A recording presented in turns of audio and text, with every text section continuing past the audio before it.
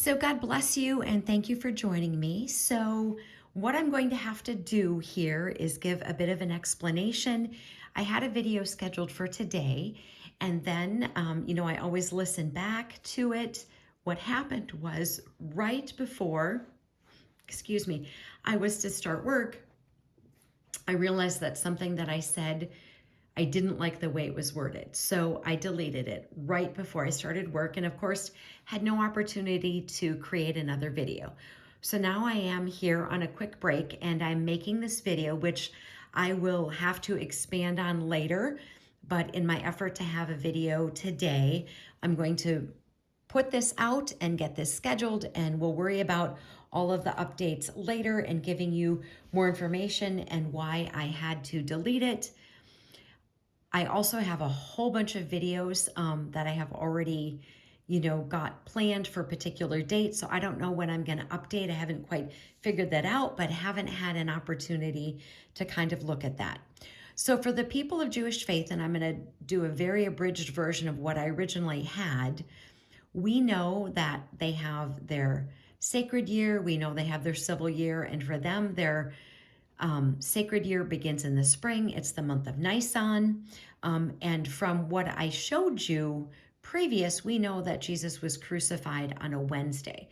So at the time in which Jesus was born and which Jesus was crucified, we know from the scriptures that this is the month of Nisan. These are the dates of the circumstances and the events that happened. And so Jesus would have been crucified on a Wednesday. It's almost as if the church isn't even trying to get it right, because 3 nights and 3 days cannot be a Friday to a Sunday resurrection. So I'm going to be talking about, of course, the resurrection coming up, but there's things that we have to keep in mind in terms of Jesus's crucifixion. So we can look up Mark 15:25, Matthew 27 verse 46, and John 19 verse 4. And then also from scripture, the Passover lamb is slaughtered in Exodus 12 verses 5 through 13. And we know then that that is when the doorposts, the blood was put on the doorposts, and the angel of death passed over the homes with the blood of the lamb.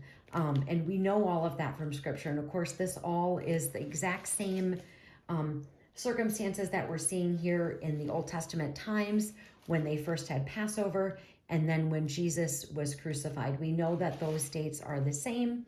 Exodus 12 verse 5 says, basically, when it speaks about the lamb shall be without blemish, a year-old male, you may take it from the sheep or from the goats.